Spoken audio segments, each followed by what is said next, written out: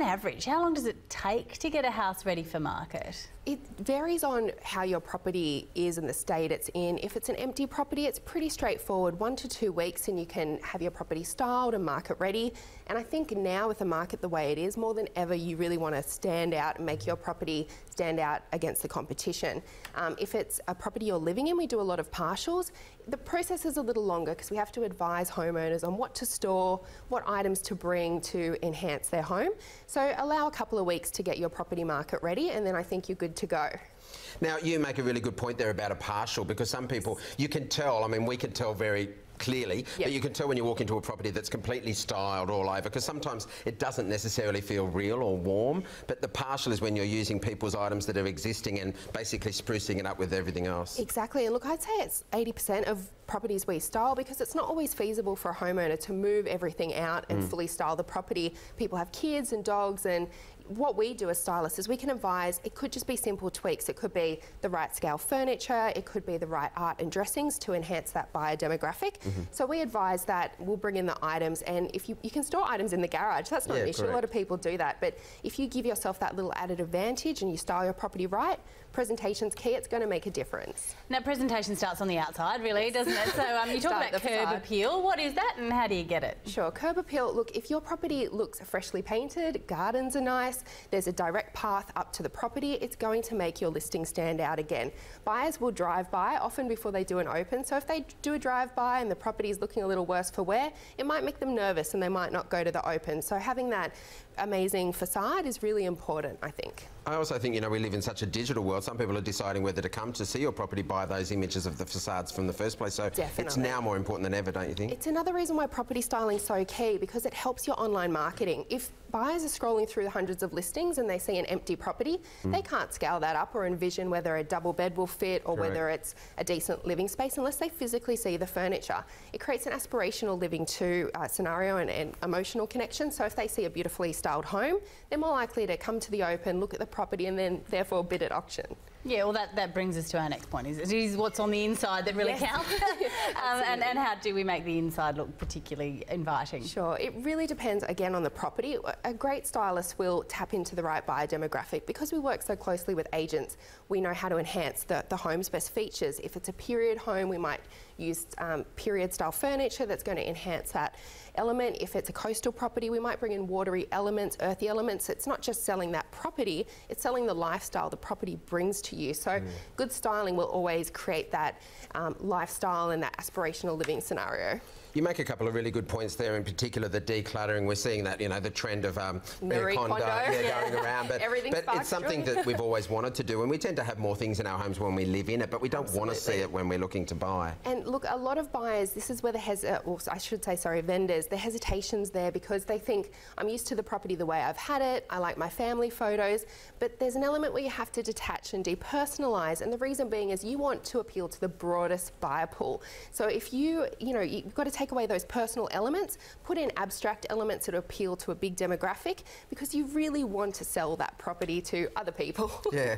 Well, these are some examples of your work that we're looking at here now, and is this sort of the partial stuff, or is this stuff you've done from scratch? The two you're showing at the moment, they would be empty properties, so what we call a full style. A few partials will come up. You'll notice the partials, they tend to have a little bit more layers, so the books, maybe more plants, maybe the furniture's a little more mismatched. However, the stylist will work really closely with the owner to create a scheme throughout and make it really presentable. So those small tweaks make a massive difference. Now, for people watching at home, I love to sort of give tips to people who are, maybe, some people are looking to do this by themselves and not have us or you. You leave the lights on. You like to have that mood warm, sort of more moody, warm light throughout. Look, natural light, the first thing an agent will do when they go to a property is go through and open all the windows to let in the natural light. Ambient light's really important, and task lighting, so have all the lights on. Declutter any personal effects such as photos or mess or paperwork. A few bright cushions and nice artwork are going to neutralise the home and appeal to a broad market. The other thing you can do is look, just little touch-ups, so make sure the paint works neat, make sure the flooring's clean. People are busy, and move-in ready is really important. If you want a premium price, then you've got to have a premium property. So. And when you're putting together furniture pieces, I mean, you are, as you said, working with some of the things that they've got already. Yes. How much do you take into account the sort of obviously the location of the property and the style of the architecture? It's paramount, and a really good property stylist will know this. It's all about the buyer demographic and the lifestyle. So it's not, as I mentioned, it's not just what's on trend in the catalogues, interior design. It's what's that property and its surrounding suburb and environment going to offer you. So, as I mentioned, if it's like an industrial warehouse, you really want to have eclectic, quirky furniture that's going to show to a buyer, that's the kind of lifestyle I'm going to have here. It's funky, and they're going to attach to that, and it's going to make the property stand out as well. So. Do you have to tread carefully around people's feelings? Like when you sort of walk into their house and say, oh, that's got to go and I don't like that? Sometimes, absolutely. Look, I think there's a bit of psychology involved in property styling, and a great stylist is going to make people feel comfortable. It's not a personal attack on their furniture. They may have beautiful pieces, but they may have the scale and function wrong. You might have a giant, expensive king living sofa, but if 15 buyers can't walk through into the dining room, it's useless. So this is where we advise that, look, the piece is great, but if we do a three-seater and there's better flow and circulation, it'll make the property feel larger. So as long as we can justify why we're making the changes, people are pretty open to it. We're looking at some more of your beautiful images here.